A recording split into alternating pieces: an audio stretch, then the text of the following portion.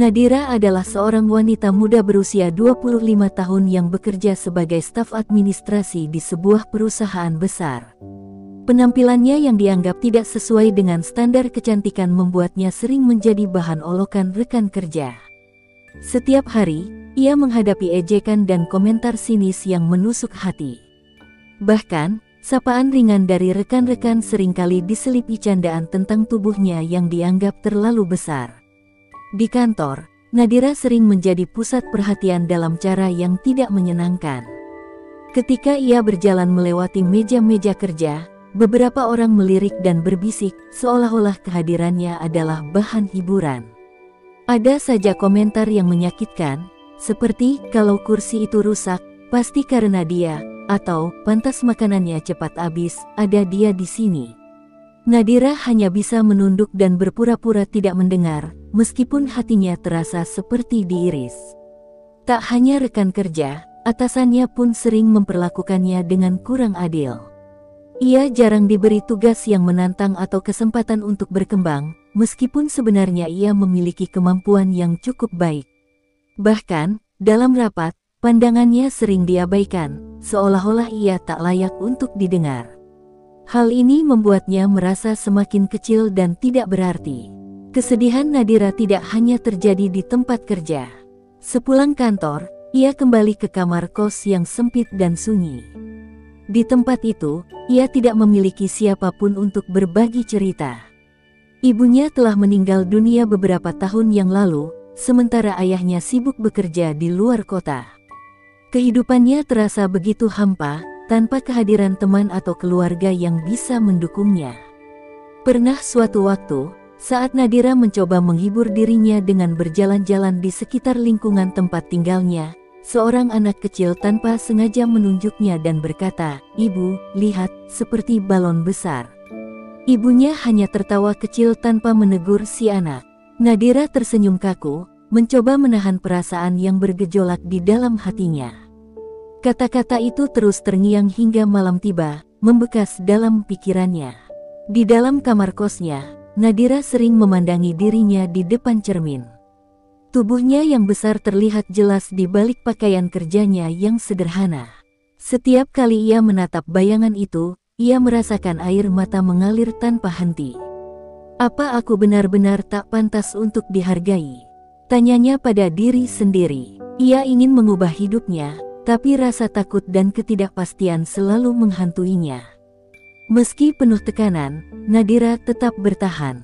Ia menyadari bahwa berhenti bekerja bukanlah pilihan.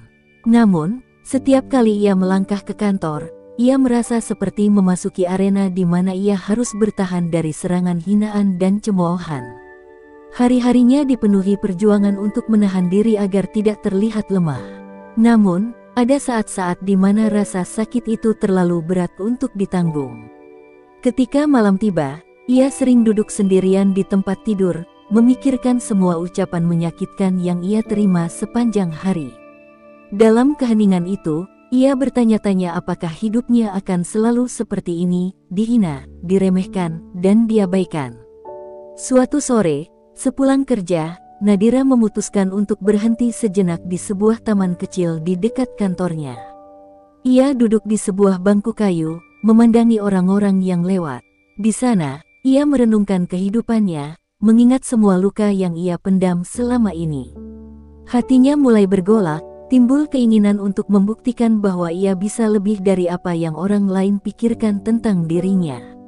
Tanpa sadar, ia mengepalkan tangan, menatap lurus ke depan dengan mata yang penuh tekad. "Aku tidak bisa terus begini," bisiknya kepada dirinya sendiri. Meski belum tahu bagaimana caranya, Nadira berjanji dalam hati bahwa ia akan mengubah hidupnya. Ia ingin membuktikan kepada dunia bahwa dirinya pantas dihargai, bukan hanya karena penampilan, tetapi juga karena keteguhan hati dan kemampuannya. Hari itu, kantor mengadakan acara perayaan ulang tahun perusahaan. Seluruh karyawan diwajibkan hadir dengan dress code semi-formal. Nadira, yang jarang pergi ke acara seperti itu, berusaha mempersiapkan diri sebaik mungkin. Ia mengenakan gaun sederhana berwarna biru tua, satu-satunya pakaian yang menurutnya cukup layak untuk acara tersebut. Meskipun ragu, ia mencoba meyakinkan diri untuk tampil percaya diri di tengah rekan-rekannya. Ketika Nadira tiba di lokasi acara, ia segera merasakan tatapan aneh dari beberapa orang. Beberapa rekan wanita yang sedang mengobrol di sudut ruangan memandangnya dengan senyum mengejek. Ia berusaha mengabaikan mereka, meskipun rasa tidak nyaman mulai menggerogoti perasaannya.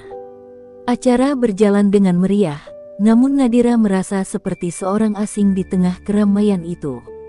Saat ia mencoba berdiri di dekat meja makanan, seorang pria dari divisi lain mendekatinya. Ia berpikir pria itu ingin berbicara dengannya, tapi ternyata sang pria malah melontarkan komentar yang membuatnya terpaku. "Kamu nggak takut meja ini roboh kalau kamu berdiri terlalu dekat?" katanya sambil tertawa, diikuti oleh beberapa orang lainnya yang mendengar ucapan itu. Nadira terdiam. Ia ingin menjawab, tapi lidahnya keluh. Tawa orang-orang di sekitarnya terdengar seperti cambuk yang menghantam harga dirinya. Ia hanya bisa menunduk, berusaha menahan air mata yang mulai menggenang di pelupuk matanya. Namun, penghinaan itu tidak berhenti di situ. Beberapa saat kemudian, saat ia sedang memegang segelas minuman, salah seorang rekan wanita pura-pura tersandung dan menyenggol Nadira hingga minuman itu tumpah ke gaunnya.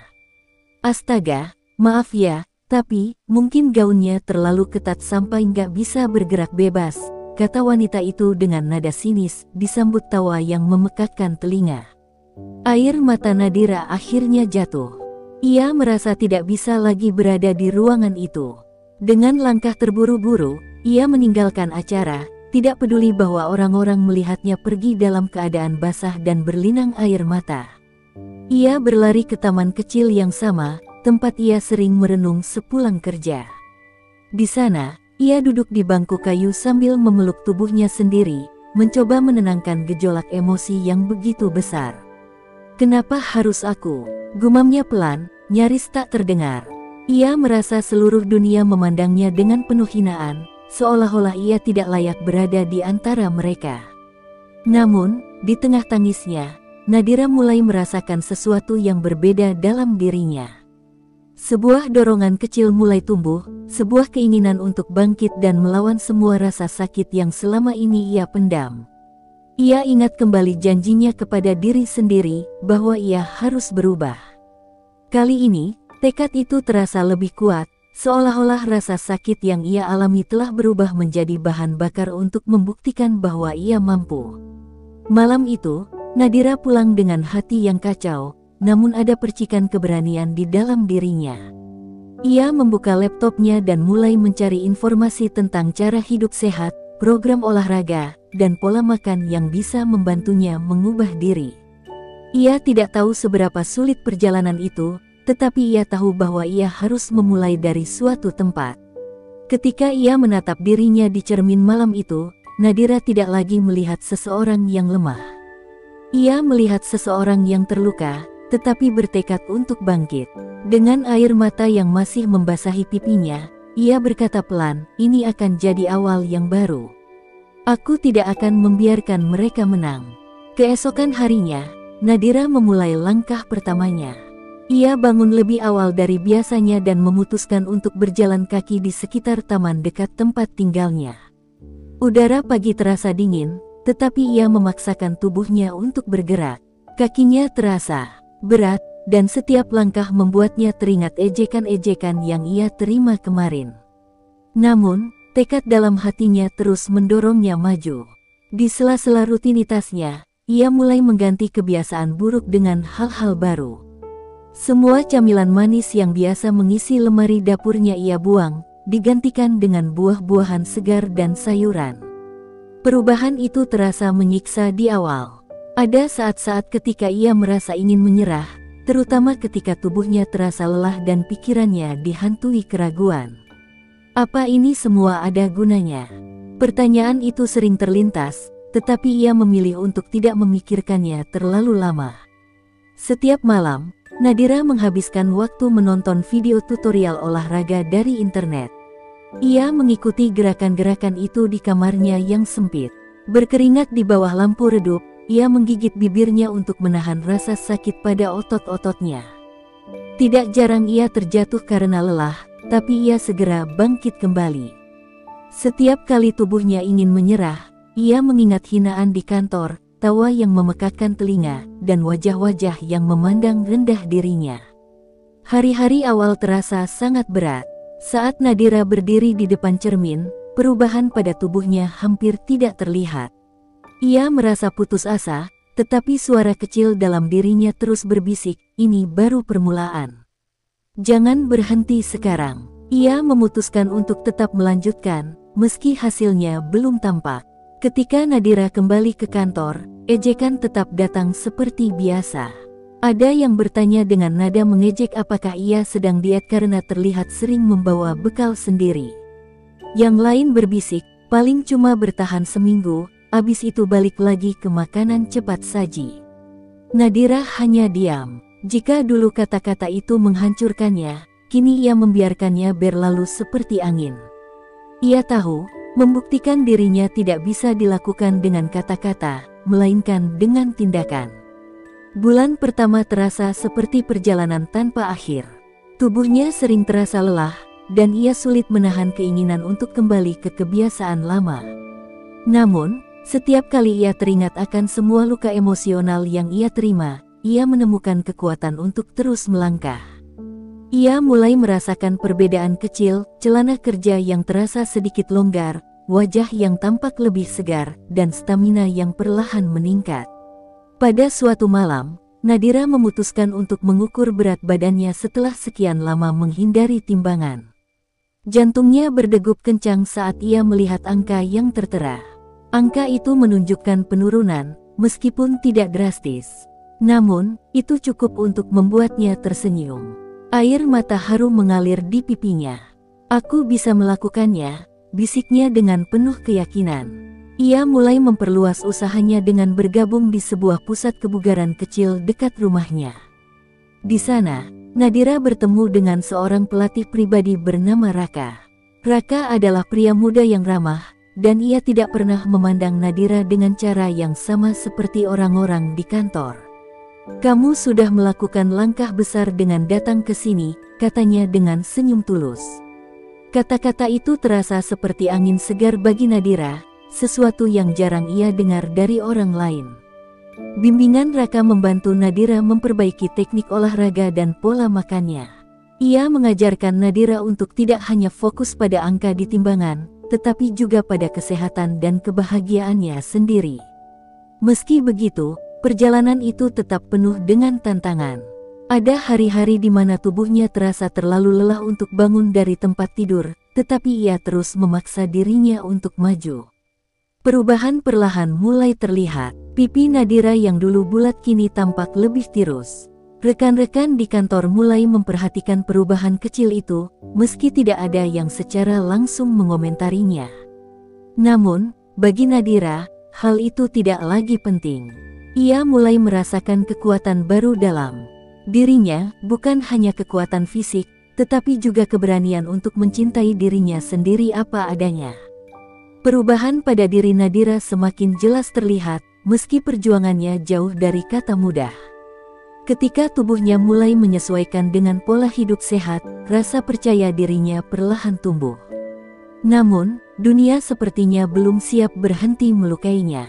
Hari itu, di kantor, salah satu rekan kerja mengajaknya makan siang bersama. Nadira merasa ada yang aneh, tetapi ia tidak menolak undangan itu. Di restoran, semua tampak normal hingga tiba-tiba rekan-rekannya mulai melontarkan komentar yang seolah-olah pujian, namun penuh dengan nada sarkasme. "Kamu kelihatan agak kurusan sekarang. Hebat juga kamu bisa tahan gak ngemil selama ini," ujar salah satu dari mereka dengan senyum tipis. Nadira hanya menanggapi dengan anggukan kecil, mencoba menghindari konflik. Namun, ejekan berikutnya membuat dadanya terasa sesak. "Tapi, serius, jangan terlalu berharap, ya. Kadang tubuh kayak kamu memang sulit berubah total. Maksimal cuma segitu-gitu aja." Nadira terdiam, perasaannya seperti ditikam. Ia ingin mengatakan sesuatu, tetapi takut suaranya akan pecah oleh emosi. Setelah makan siang itu, ia kembali ke meja kerjanya dengan kepala tertunduk, berusaha menahan air mata. Namun, tidak ada tempat untuk meluapkan rasa sakitnya di kantor. Ia harus menunggu sampai pulang ke rumah untuk menangis sepuasnya. Malam itu, ia menatap dirinya di cermin lagi. Perubahan pada tubuhnya nyata, tetapi luka emosionalnya masih begitu mendalam. "Kenapa selalu ada yang mencoba menjatuhkanku?" tanyanya kepada bayangan dirinya sendiri. Untuk pertama kalinya sejak memulai perjalanan ini, Nadira merasa lelah bukan hanya fisik, tetapi juga mental. Namun, dalam kegelapan malam itu, sesuatu dalam dirinya kembali menyala. Ia teringat pada saat-saat di mana ia nyaris menyerah, tetapi berhasil bangkit lagi. Kali ini, ia tidak akan membiarkan ejekan itu menghancurkan apa yang sudah ia capai. Dengan mata berkaca-kaca, ia berjanji pada dirinya sendiri bahwa ia tidak hanya akan berubah, tetapi juga akan menjadi seseorang yang tidak lagi bisa diremehkan. Keesokan harinya, Nadira kembali ke gym dengan semangat baru. Ketika ia bertemu Raka, pelatihnya, ia menceritakan kejadian yang ia alami di kantor. Raka mendengarkan dengan serius, lalu berkata dengan tenang, "Orang-orang seperti itu takut melihat kamu berhasil.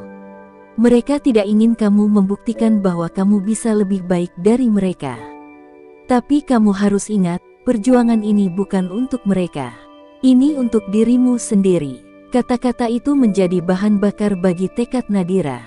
Ia mulai meningkatkan intensitas latihannya, menantang dirinya untuk mencoba hal-hal baru yang sebelumnya tidak pernah ia bayangkan.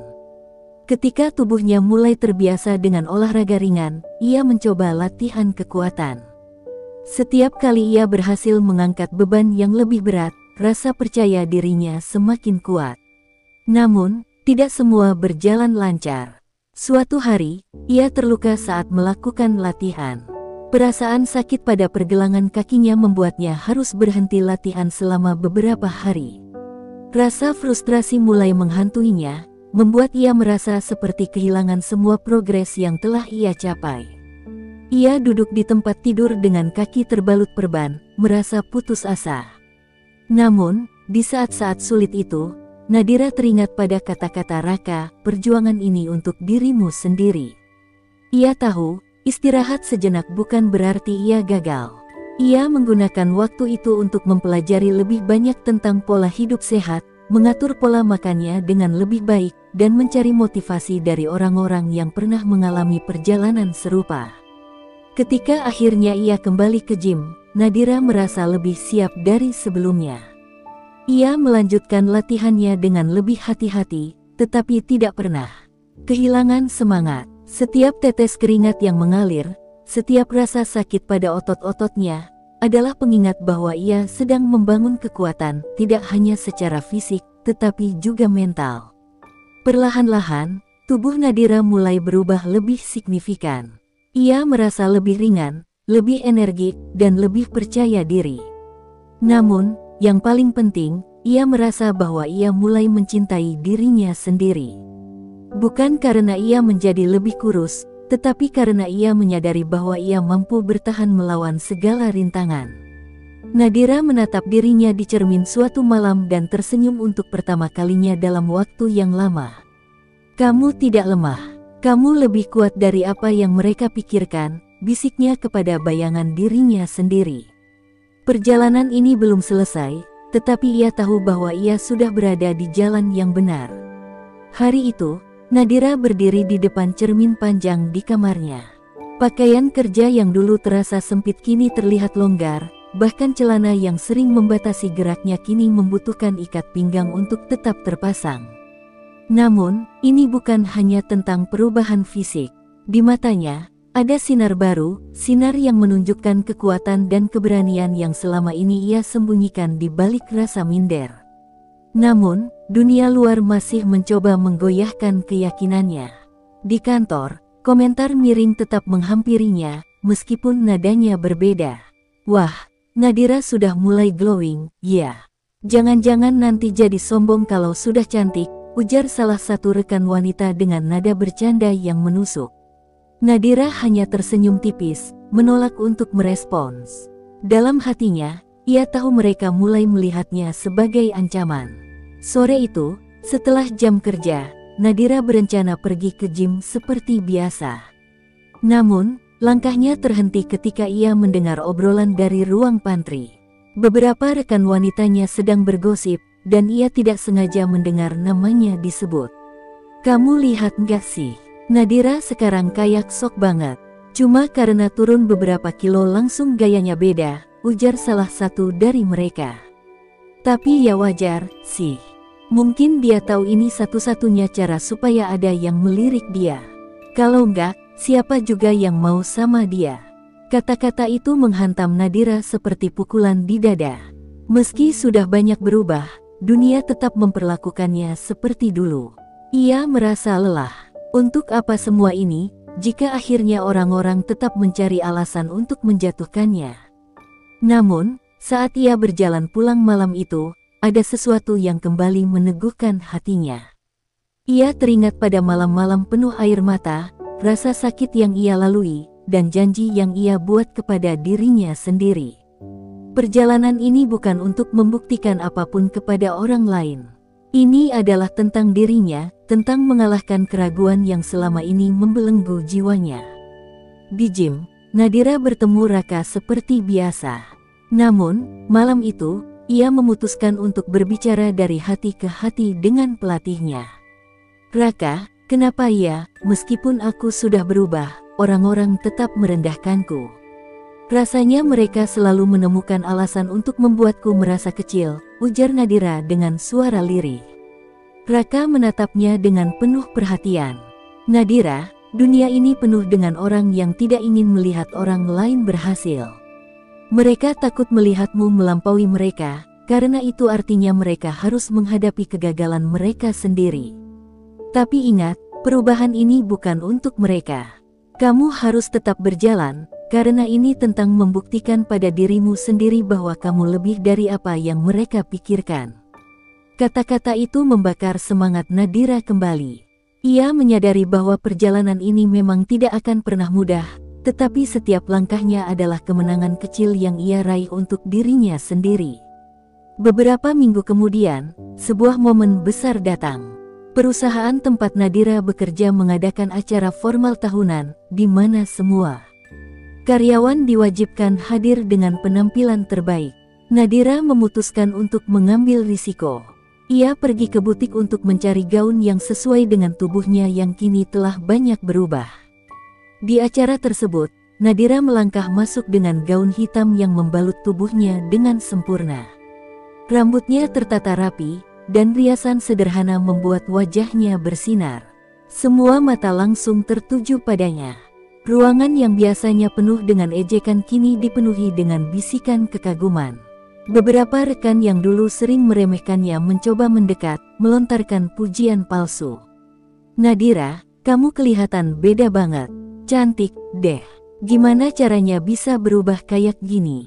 Nadira hanya tersenyum. Ia tidak perlu menjelaskan apapun kepada mereka.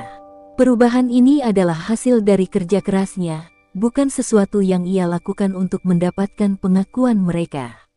Namun, saat malam semakin larut, sesuatu yang tak terduga terjadi. Di tengah keramaian, seorang pria tinggi dengan jas elegan menghampirinya. Wajahnya asing, tetapi karismanya tidak bisa diabaikan. "Selamat malam, saya Raihan, CEO dari salah satu mitra perusahaan ini.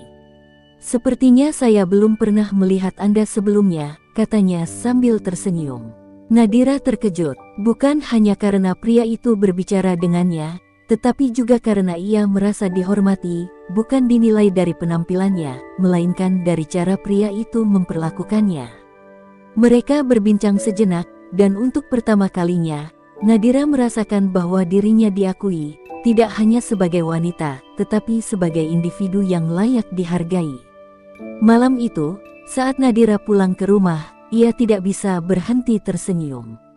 Bukan karena perhatian yang ia dapatkan, tetapi karena ia menyadari bahwa semua yang ia capai adalah hasil dari keberanian dan keteguhan hatinya.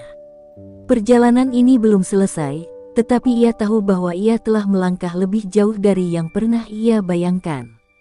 Dan untuk pertama kalinya, Nadira percaya bahwa dirinya pantas mendapatkan kebahagiaan yang lebih besar. Sejak malam gala itu, Nadira merasakan perbedaan yang mencolok dalam hidupnya. Banyak orang mulai mendekatinya, menawarkan senyuman yang dulu jarang ia lihat. Rekan-rekan kerja yang biasa mengabaikannya kini sering berusaha menjalin obrolan, seolah-olah mereka adalah sahabat lama. Meski ia tidak menolak keramahan itu, dalam hatinya Nadira tahu bahwa perhatian mereka didorong oleh rasa ingin tahu, bukan ketulusan. Namun, perhatian yang paling membuatnya bingung datang dari Raihan, pria tampan dan berwibawa yang ia temui di acara tersebut. Beberapa hari setelah acara, Raihan mengirimkan pesan singkat yang berisi pujian atas kerja keras Nadira di perusahaan, meskipun jelas bahwa itu hanyalah alasan untuk membuka percakapan. Dari pesan-pesan singkat, mereka mulai sering berbicara. Nadira merasa nyaman berbincang dengan pria itu, tetapi ia tetap menjaga jarak.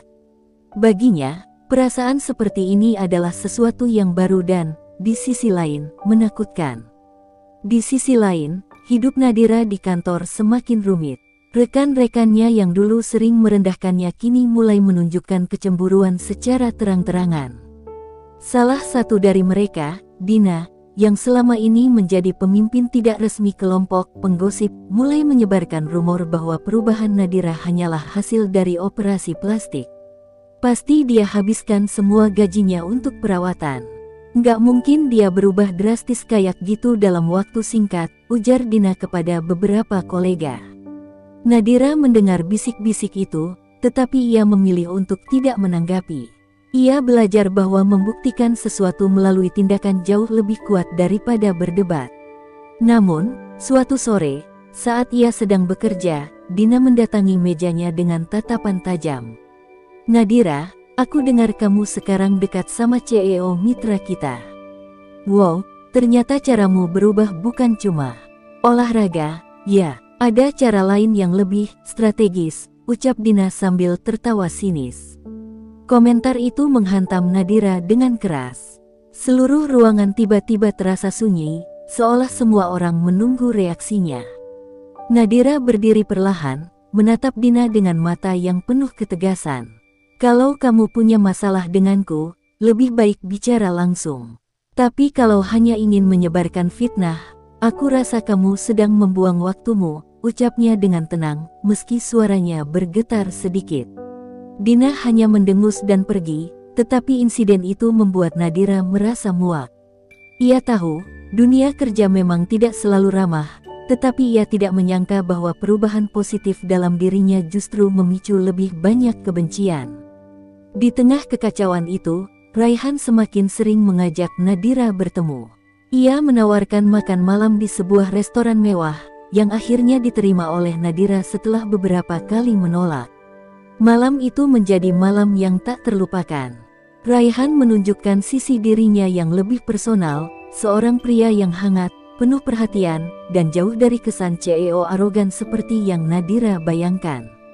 Namun, saat mereka berbincang, Nadira merasakan sesuatu yang ganjil. Raihan tidak sekadar tertarik padanya sebagai seorang individu. Ia tampaknya memiliki agenda yang lebih besar. "Nadira," ucap Raihan tiba-tiba di tengah obrolan mereka, "aku sudah mendengar banyak tentang kamu, bahkan sebelum kita bertemu di acara itu. Aku tertarik bukan hanya karena perubahanmu, tapi karena aku melihat potensi besar dalam dirimu." Kata-kata itu membuat Nadira terdiam. Ia merasa tersanjung, tetapi juga bingung. Raihan adalah pria berpengaruh, dan perhatian darinya terasa seperti beban yang berat.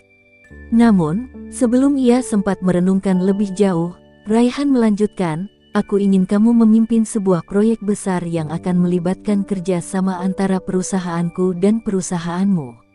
Ini akan menjadi langkah besar untuk kariermu." Hati Nadira berdebar. Ia tahu ini adalah kesempatan yang luar biasa, tetapi tawaran ini juga datang dengan risiko besar. Jika ia gagal, ejekan dan cemoohan di kantornya akan semakin parah. Namun, dalam dirinya, Ia merasa ada api kecil yang menyala, sebuah dorongan untuk membuktikan kepada dunia bahwa ia mampu. Saat Nadira menerima tawaran itu, kabar tersebut menyebar dengan cepat di kantor. Dina dan kelompoknya langsung bereaksi dengan cara yang ia duga, mengatakan bahwa Nadira hanya mendapatkan kesempatan itu karena kedekatannya dengan Raihan. Rumor itu membuat Nadira semakin menjadi pusat perhatian, tetapi kali ini ia tidak lagi terpengaruh.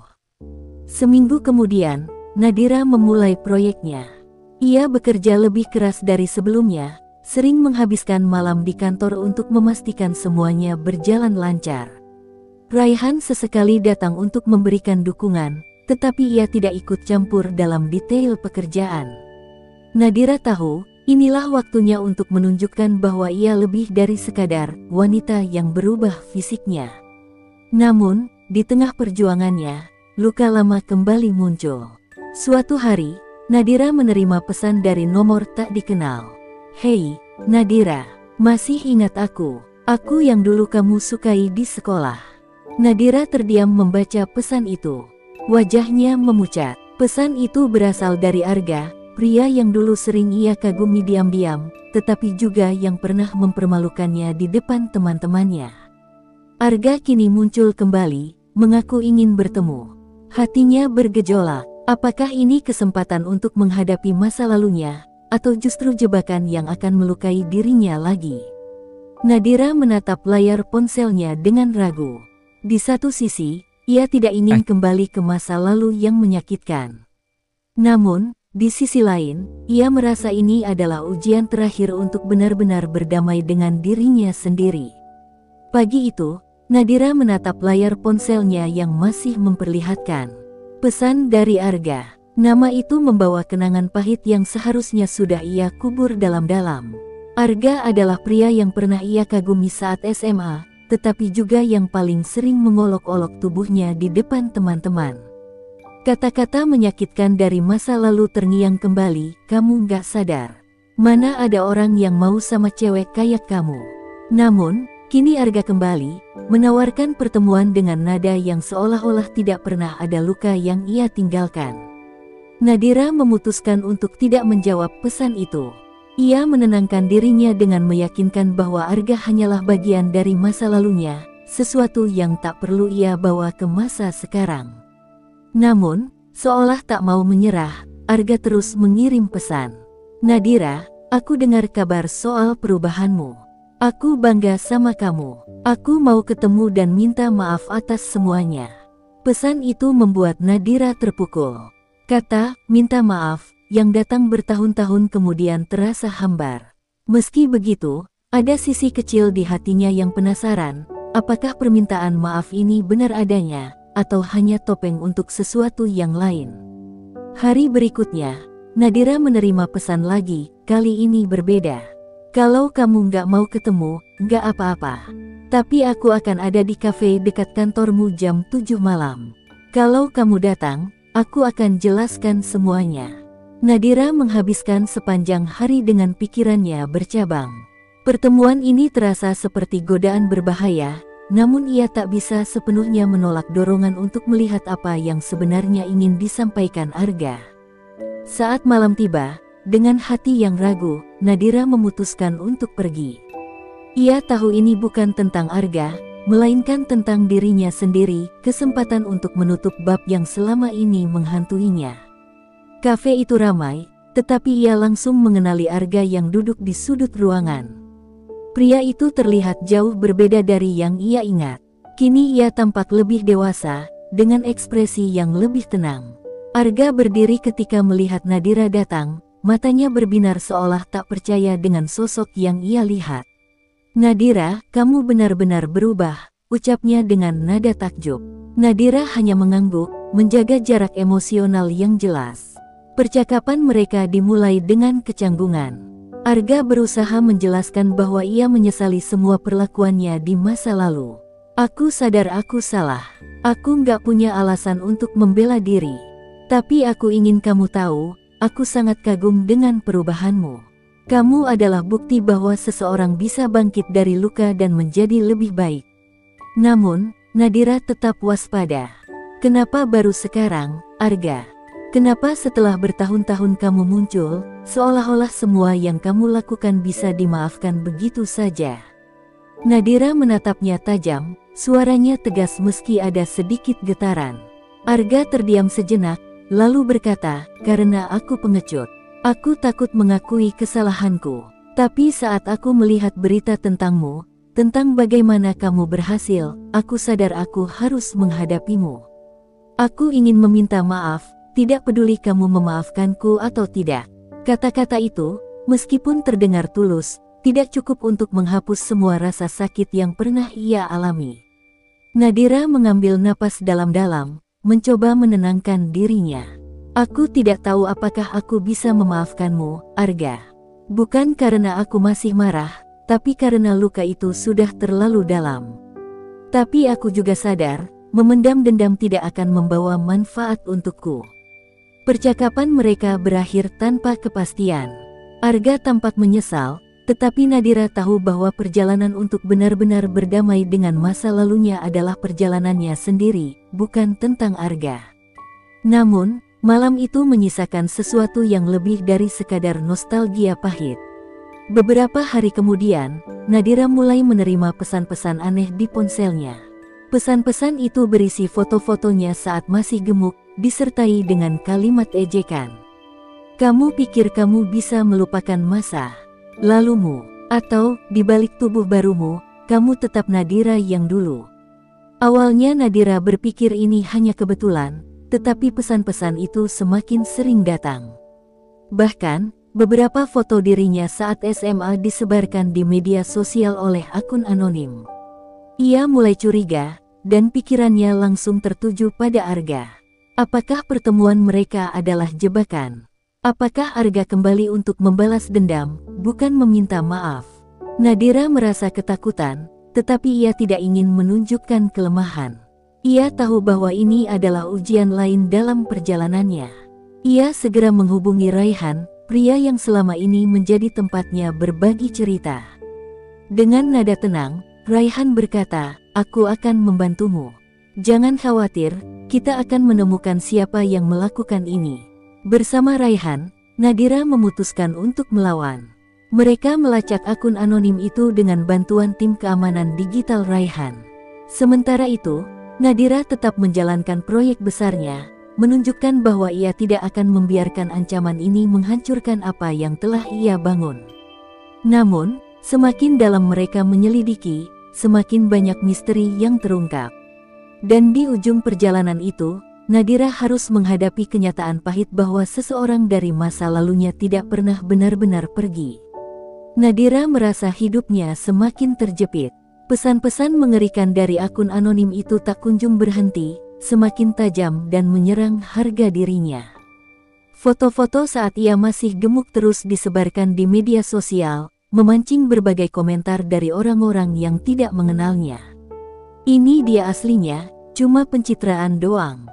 Atau, hati-hati sama orang yang berubah tiba-tiba, biasanya ada niat tersembunyi. Komentar itu seperti belati yang menusuk harga dirinya. Namun, Nadira tetap teguh. Dengan dukungan Raihan, ia memutuskan tidak akan membiarkan masa lalunya kembali menghancurkan dirinya.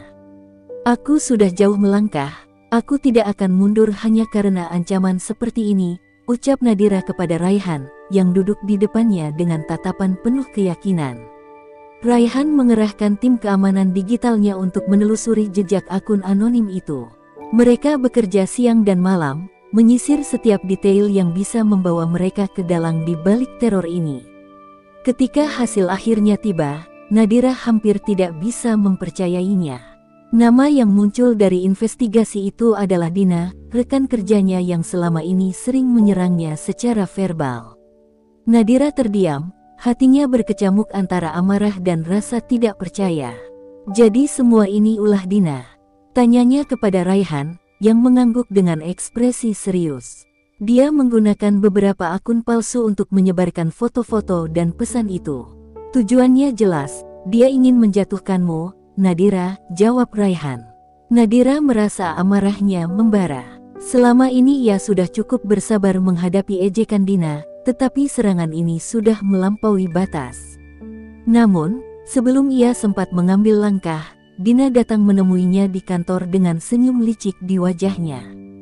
"Bagaimana rasanya, Nadira?" "Rasanya bagus, kan, di atas panggung, jadi pusat perhatian. Tapi kamu lupa satu hal, semua itu cuma sementara. Orang-orang akan selalu melihatmu seperti yang dulu, bukan seperti yang kamu tunjukkan sekarang," ujar Dina dengan nada penuh kebencian. Nadira tidak menjawab. Ia menatap Dina dengan mata penuh ketenangan, menyembunyikan kemarahan yang berkecamuk di dalam hatinya. "Kamu tahu, Dina, aku tidak akan membalasmu dengan cara yang sama. Aku lebih baik dari itu. Tapi aku janji, semua yang kamu lakukan padaku akan kembali padamu," ucap Nadira sebelum pergi meninggalkan Dina yang terdiam. Namun, drama tidak berhenti di situ. Beberapa hari kemudian, Raihan menemukan fakta baru yang mengejutkan. Dina ternyata tidak bekerja sendiri. Ada seseorang dari masa lalu Nadira yang membantu Dina menyebarkan kebencian ini, Arga. Nadira merasa dunia seperti runtuh di sekitarnya. Jadi, Arga juga terlibat. "Dia kembali hanya untuk menghancurkanku?" tanyanya kepada Raihan dengan suara bergetar. Raihan menatapnya dengan penuh simpati. "Aku tidak tahu alasan pastinya, tapi bukti-bukti menunjukkan dia yang memberikan foto-fotomu saat SMA kepada Dina." Rasa sakit di hati Nadira berubah menjadi tekad. Ia tidak akan membiarkan Arga atau Dina menghancurkan apa yang telah ia bangun. Dengan bantuan Raihan, ia mengumpulkan semua bukti dan melaporkan keduanya ke pihak berwenang. Beberapa hari kemudian, Dina dipanggil oleh pihak hari perusahaan. Dalam pertemuan itu, Nadira hadir bersama manajer tim dan seorang pengacara yang dibawa Raihan. Dina berusaha menyangkal semua tuduhan, tetapi bukti digital yang ditemukan Raihan sangat kuat. Dina akhirnya dipecat dan dilarang bekerja di perusahaan itu lagi. Namun, perjuangan Nadira belum selesai. Arga masih bebas, dan Nadira tahu ia harus menghadapi pria itu untuk benar-benar menutup luka masa lalunya. Ia menghubungi Arga, memintanya untuk bertemu sekali lagi. Ketika mereka bertemu, Arga mencoba bersikap tenang, tetapi Nadira bisa melihat kegugupan di wajahnya. "Aku tidak pernah menyangka kamu akan sejauh ini, Arga. Aku pikir permintaan maafmu tulus, tapi ternyata kamu masih menyimpan kebencian," ucap Nadira dengan nada tegas. Arga terdiam, lalu tertawa kecil. "Kamu salah, Nadira. Aku tidak membencimu. Aku hanya tidak bisa menerima kenyataan bahwa seseorang seperti kamu bisa berubah dan menjadi lebih baik dariku. Aku ingin melihatmu jatuh, karena itu membuatku merasa lebih baik tentang diriku sendiri." Pernyataan itu membuat Nadira semakin yakin bahwa Arga hanyalah pria yang tidak pernah dewasa. "Aku kasihan padamu, Arga. Kamu mungkin berpikir bisa menghancurkanku, tapi justru aku yang menang. Aku tidak akan membiarkan masa laluku, atau orang seperti kamu, mengendalikan hidupku lagi," ucapnya sebelum pergi meninggalkan Arga untuk terakhir kalinya. Meski luka itu belum sepenuhnya sembuh, Nadira merasa langkahnya semakin ringan.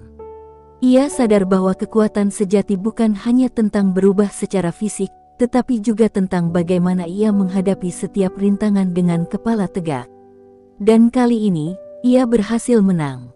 Setelah insiden dengan Dina dan Arga, Nadira berusaha kembali fokus pada pekerjaannya dan proyek-proyek besar yang sedang ia tangani.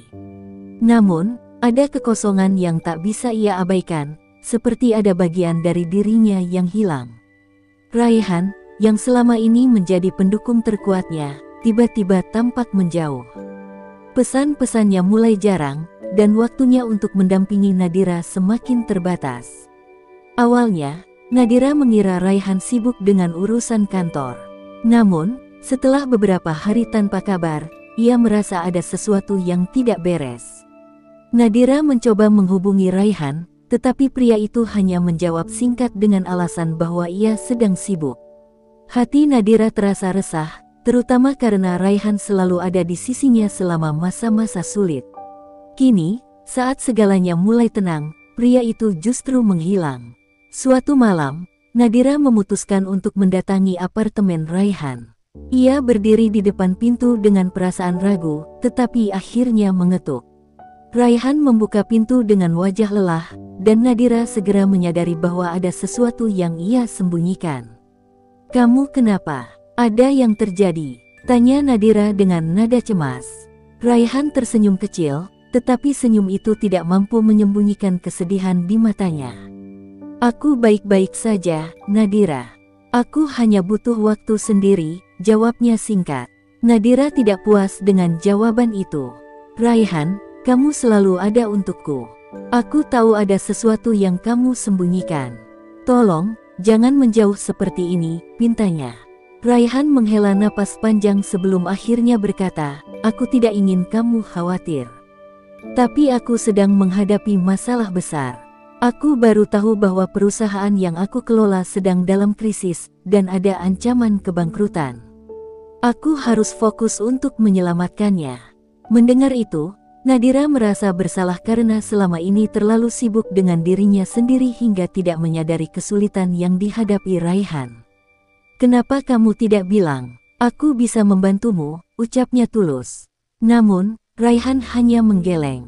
"Ini masalahku, Nadira. Aku tidak ingin melibatkanmu. Kamu sudah cukup berjuang dengan masalahmu sendiri." Malam itu, Nadira pulang dengan hati yang berat. Ia tidak bisa mengabaikan perasaan bahwa Raihan menyembunyikan sesuatu yang lebih besar. Beberapa hari kemudian, ia mulai mencari tahu sendiri tentang kondisi perusahaan Raihan. Apa yang ia temukan membuatnya terkejut. Perusahaan itu memang diambang kebangkrutan, tetapi ada lebih dari sekadar masalah keuangan. Ternyata, ada pihak yang sengaja menjatuhkan Raihan dari dalam. Nadira tidak tinggal diam. Ia menggunakan koneksinya untuk membantu Raihan menyelidiki masalah ini. Dalam waktu singkat, ia menemukan bahwa salah satu investor terbesar Raihan telah berkhianat, mencuri dana perusahaan dan memanipulasi laporan keuangan untuk menutupi jejaknya. Nadira segera membawa temuan ini kepada Raihan. "Lihat ini, kamu sedang dihancurkan dari dalam, dan kamu tidak bisa menghadapi ini sendirian," ujarnya tegas. Raihan tampak terkejut, tetapi juga tersentuh oleh upaya Nadira. "Kamu benar, aku tidak bisa sendiri. Aku butuh bantuanmu," ucapnya dengan nada penuh rasa syukur. Mereka bekerja sama untuk mengungkap kejahatan ini.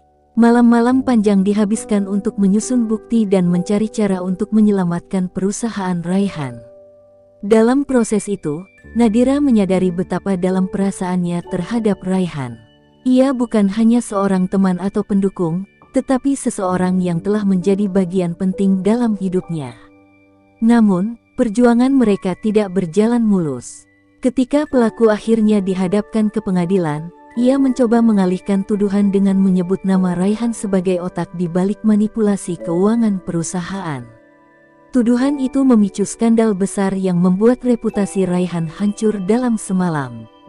Nadira merasa hancur melihat Raihan dihujat oleh media dan ditinggalkan oleh sebagian besar mitranya. Namun, Raihan tetap tegar. "Aku sudah mempersiapkan diriku untuk yang terburuk. Setidaknya sekarang aku tahu siapa yang benar-benar ada di sisiku," katanya dengan senyum tipis. Di tengah semua itu, Nadira memutuskan untuk mengambil langkah berani.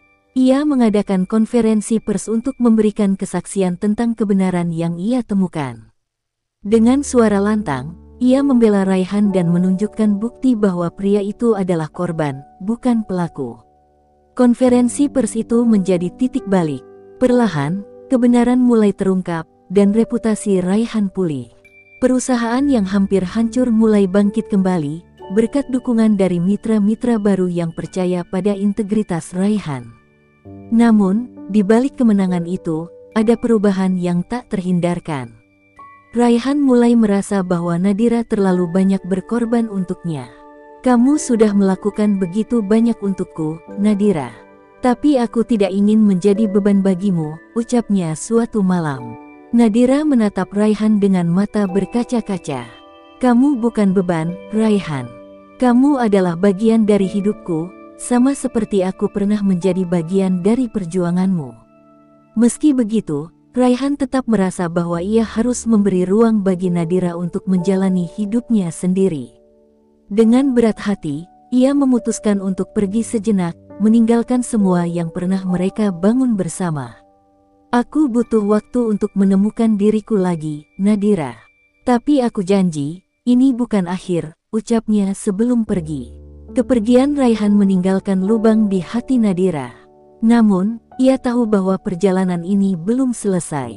Di balik kehilangan itu, ia menyadari bahwa kekuatan sejati tidak hanya tentang bertahan, tetapi juga tentang melepaskan, ketika itu adalah yang terbaik untuk seseorang yang kita cintai. Hari-hari terasa hampa tanpa kehadiran Raihan. Nadira berusaha menjalani hidup seperti biasa, tetapi bayang-bayang pria itu selalu hadir di setiap langkahnya. Ia menghabiskan waktunya untuk bekerja lebih keras, memperluas jangkauan proyek sosial yang sebelumnya mereka rancang bersama.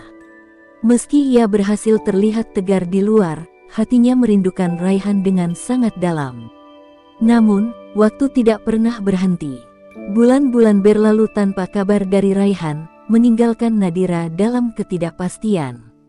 Pada suatu malam yang sunyi, Nadira duduk di balkon apartemennya, memandangi bintang-bintang yang bersinar redup di langit.